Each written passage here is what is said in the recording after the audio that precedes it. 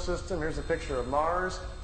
By the way, this is not a professional tape. As you can see, these pictures are in a picture album, and I've just got my camcorder out, and Wendell and I are flipping through the pictures. So this is not a produced tape for you to look at. So it'll probably never be on the market, but at least you get a chance to see some of these pictures.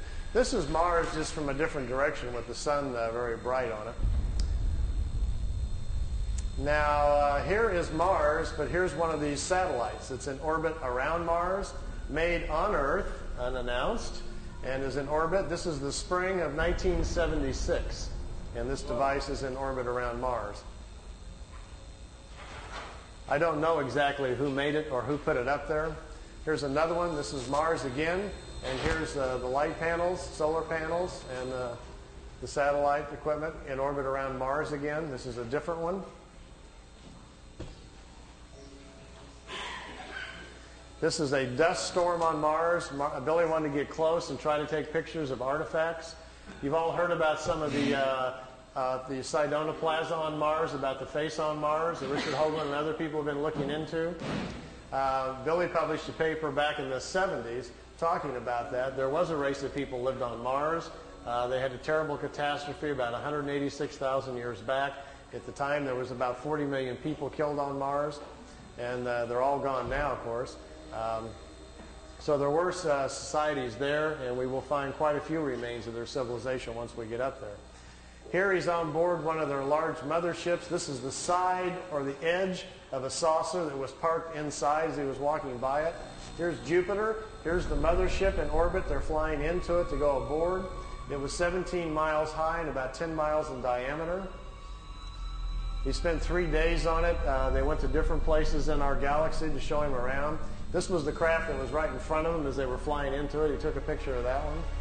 Here, again, is back at Mars. These aren't in any particular order. Here's another object in orbit around Mars, and look, here's an American flag on it. So there's a couple of things that they put up there that the military's put up that we don't know about. This is a picture of Billy in a suit. He's on a prehistoric planet to see the dinosaurs. He's got a breathing apparatus on. This is a Pleadian man, and they've stepped outside of the ship so he can see the animal life on this prehistoric world. Got his picture taken too. That's pretty good. This jumps back here to, remember the Apollo-Soyuz hookup, us and the Russians back in '76? Billy asked him if he could go up and watch it. They said okay. They took him up. There's several pictures here of the Apollo-Soyuz hooking up with Earth in the background.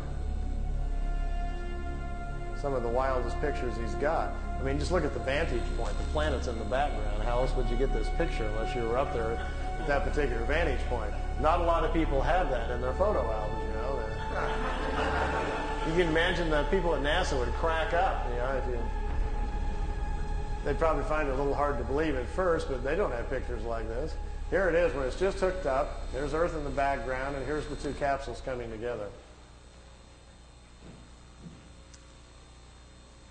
This is the top of the mothership.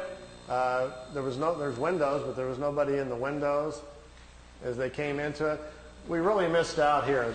Billy shot, he said, 3 or 4 rolls of film inside the mothership, talking to people and going up and down the halls and so forth. He lost all of the pictures. They were all stolen from him. We've only got 2 or 3 of them left, and they're really practically nothing. This is a prehistoric Earth. They're back in time. That's Earth in the background.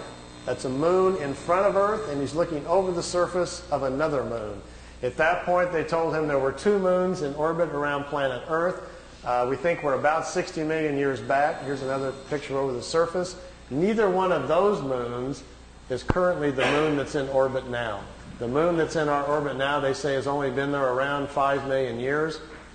Look at this one. This is another piece of equipment in orbit around Mars, and it's huge. It's like a space station, and it's in orbit around the planet. It's also from Earth. We haven't heard anything about that, have we? Here's the dinosaur pictures. Billy's back inside the ship, and there's a viewing screen in the craft, and he says he's taking these pictures. Here's our first dino. He's got kind of gold-brown skin, got large hind legs, short forelegs, and a head that looks kind of amphibian, like a vegetarian type. Here's the second one. There's a bird here apparently dropping some food or something.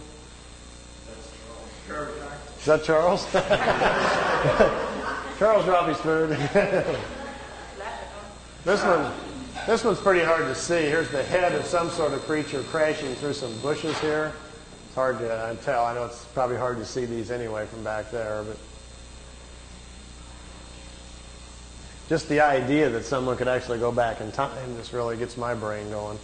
There's a bird. There's his eyes, some pretty nasty looking teeth. And the last picture after this one is the strangest of all. It's a plant that has an insect head. Billy calls it a plantum. They were trying to explain to him how the evolution of different life forms goes. How, for instance, here's a plant life when the plants are the food kingdom of the world. When the plants evolve to a certain level of evolution, then these lower order forms, here's a small head, and this head is part of that plant. There's these two little eyes. It's an insect, the beginning of insect life on the planet when the food kingdom has evolved high enough. There are 7 different stages, they say, of spiritual energies or creational energies on a planet that create the many different kinds of life forms. There's a transition from one kind to the next. Ours is the 7th or the last one. We have to wait until the animal kingdom has raised the evolution of the body material high enough so our cycles can start.